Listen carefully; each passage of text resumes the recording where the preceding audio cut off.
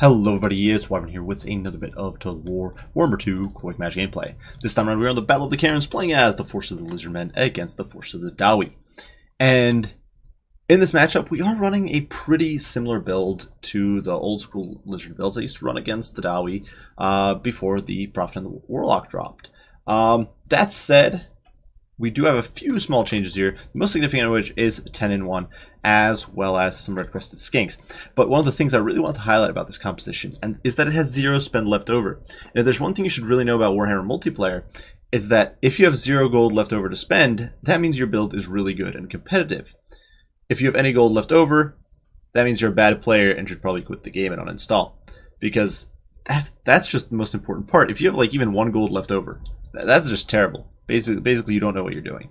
So this is a pro build. Definitely pay attention to this wonderful breakdown. Starting off with 10-1, who is rocking and rolling here on his Horn 1. Decent combat lord. He does have AP. He's got poison attacks of his own. He's got decent armor, of course, on the Horn 1. AP from the Horn 1, but he comes with it. But baseline, because as we all know, such a swole skink turns this crappy prison shank into an AP weapon. He also does bring his ability, the Blade of the Serpent's Tongue, grants poison to nearby troops. Definitely very nifty in my opinion. Wild Heart, of course, as well as Arcane Conduit for the magic spam. We do have Stand Your Ground. Amber Spear, which is in my opinion a very powerful spell against Dawi, especially if they do bring the Ironbreakers.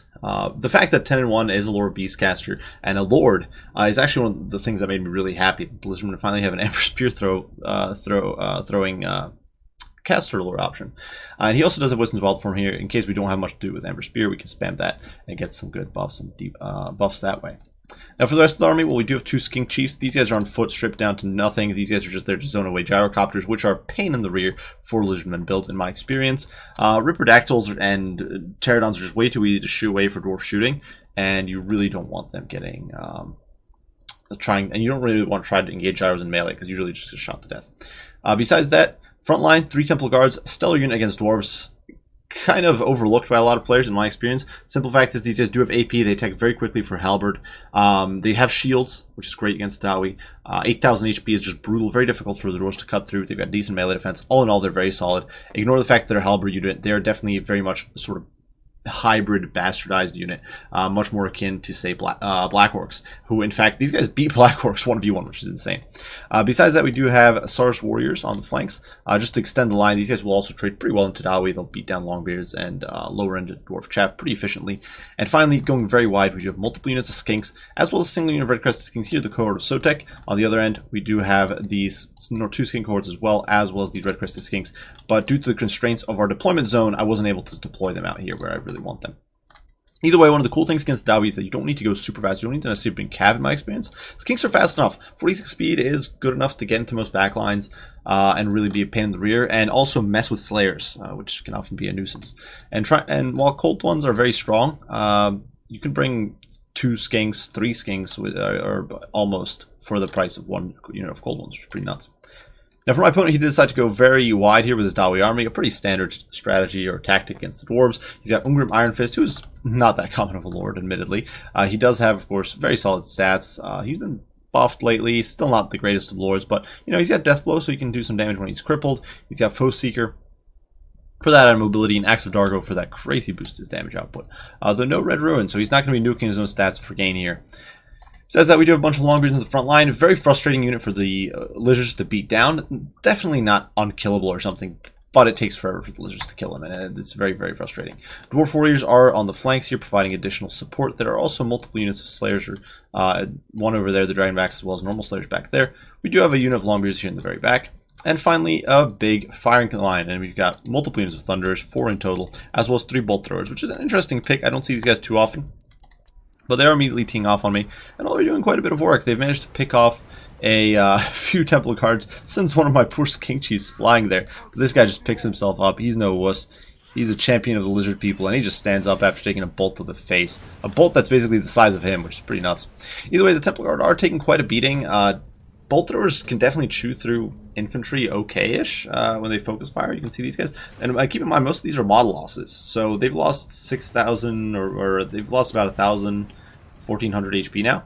And most of that has been model losses, so that's pretty insane. They're not getting those boys back. In the meantime, though, we are sweeping around with 10 and 1, looking to get a nice angled shot here with an Amber Spear, because, of course, that is what I love to abuse. That is such fancy spells. I love it. In the meantime, our skinks are swinging around very wide. My opponent didn't go quite wide enough, in my opinion, here to deal with everything, because he invested in Longbeards. And while Longbeards are definitely not a bad holding option, they are very, very squishy. Now over here, Ungrim is going to get caught up by the Temple Guard. Temple Guard with their very high leadership and the fact that dwarves don't really have fear or terror. Temple Guard will sort of hold their own for a very long time, even if they're getting pulverized like this, though you can see they're suffering there a good bit.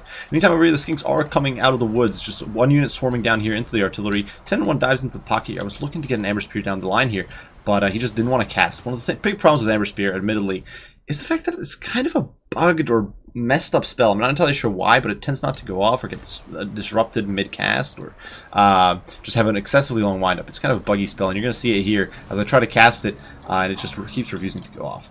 In the meantime, the skinks are swinging around the flank here, getting into the back line, and things are looking pretty grim for my opponent. He's certainly set himself up to engage. You can see, though, Temple Guard as well as Sars swarming the Longbeards here. And my opponent's guns are getting overwhelmed. You can see the Sars got on these Thunderers. In the pocket over here, we actually hit our boys with a Wisdom's Wild Form, helping them stay in the fight. Because the thing is, even a slight boost to stats can help a unit. Its leadership, help it hold together. And you can see Ungrim's taking damage. He's only got 40 melee defense, so it's not the greatest against these at 32. He's still getting attacked from behind, definitely suffering. And unfortunately, the Skink Chiefs have very little function. They're just kind of getting shot to crap. But, you know, better them getting shot to death than anything else. And in the meantime, while over here, the Skinks are going to tie down the Longbeards. In comes this swarm of very angry Court of Sotek, and they are on top of these bolt throwers and shutting them down. And this is very bad for my opponent. His artillery is almost all offline over here. 10-1 is on top of these Thunderers. We actually finally did manage to get a Amber Spear off over there, and you can see just plowed through these guys, leaving a bunch of red smears on the ground. So definitely not what they wanted in life. These poor Dawi are not going to be returning to the halls of the ancestors, and 10-1 is going to town here. Up to 45 kills now. The cohort of Sotek are popping Refuse to Die, and refusing to die. And in the meantime, the Chiefs are now popping shots at Ungrim, so he's going to start suffering some damage every now and then. In the meantime, 10-1 just running amok, avoiding Ungrim. That's a fight I really don't want. The thing is, my opponent's line is now breached, and if we take a look here, now certainly this is a bit of a mistake, a huge mistake, in fact, on my part. Source Warriors alone are more expensive than Longbeards. Temple Guard on top of that. This is like a 3-to-1 cost ratio. Huge efficiency for my opponent. One of these units should have easily been pushing back into the backline. That said, I don't need at this point. You can see these Sars here overwhelming the Thunderers. One unit is completely shattered. The Bolt Throwers are all offline at this point. The only unit that was actually, these guys are not entirely offline, I guess. I thought they were, but it looks like the Skink Horde is still in there, fighting it out with them. The Court of Sotek running around, still doing some good work here, getting on top of Ungrim, doing some good damage to him. Of course, these guys are unbreakable, which makes him pretty crazy. And the thing is, the tide of angry skinks is just swarming all over. And yeah, Red Crested Skinks, they don't trade the greatest into, like, say, Dragonback Slayers. And if we look at the pit fight here, we can see, like, the poor skinks just getting kind of destroyed. But the Temple Guard or the Saurus are definitely going to add some stopping power here. They're going to start slapping these Thunders. The Slayers are not going to last long in that pit fight. And if we take an overlooking look at the battlefield, we can see that the line for the Dawi is basically completely buckled. Over here, yeah, they're going to push all these skinks, but that artillery is basically compromised. The pocket of Thunder is getting overwhelmed. These Dawi's Longbeards still wasting their time with skinks. And we were speaking of the cost inefficiency over here, where finally my Temple Guard are cleared up and now moving on to these Dwarf Warriors. But this is also a huge cost efficiency for my opponent. This is like a 2-to-1 trade for me, where my skink cohort is just bogging these guys down.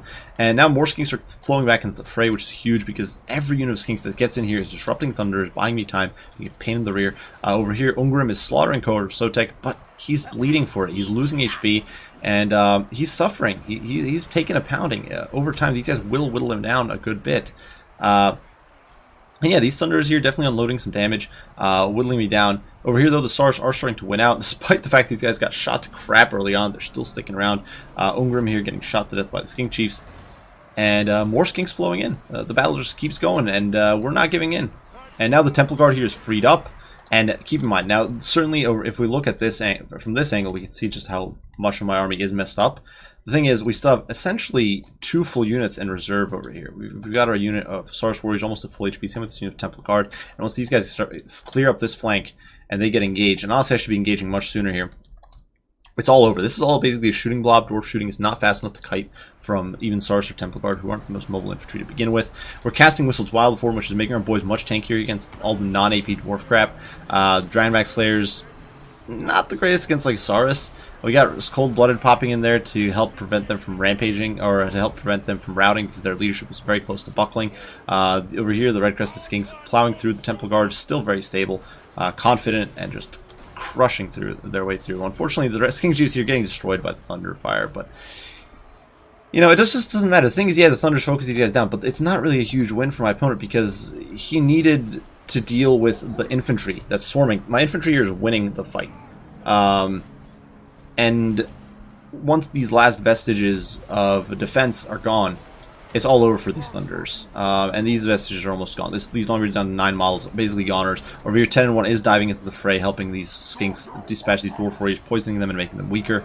These Sarks are finally cleared up, charging in and getting in there, and this is basically the endgame for these Slayers and these Dragonbacks. Another Amber Spear goes down the line here on the Thunders. You can see 10 and 1 up to 76 kills. Amber Spear just brutal, and I really should have been using it more this game.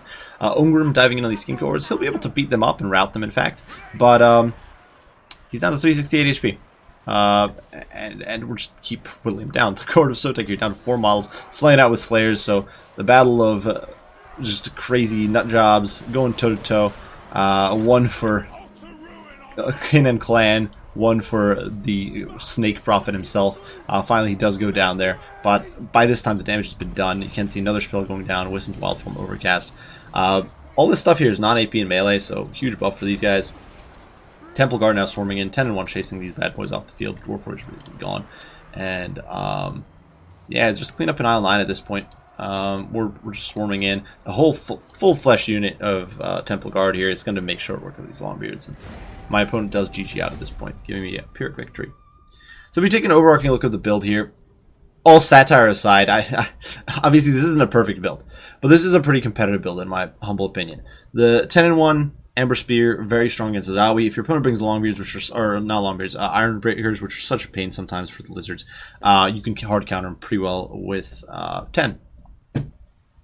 Now, the Skink Chiefs, here they didn't perform well. They did very little. They didn't have very good targets. Honestly, what I should have done if I was more smart was throwing them into melee, get them in to shut down those Thunders and start killing them in close quarters. I didn't do that. Honestly, that's just a misplay on my part. Nothing to be said there. But in my opinion, they're a mandatory pick, and they're very good against Gyrocopters. You need something to deal with Gyros. You cannot simply ignore the possibility that your opponent will bring Gyrocopters as the Dawi. And in my opinion, Skink Chiefs are just the most cost-effective counter. They're also very effective against Slayers. Another thing I did badly here, I could have engaged the Slayers with them, or shot the Slayers with them. Didn't do that.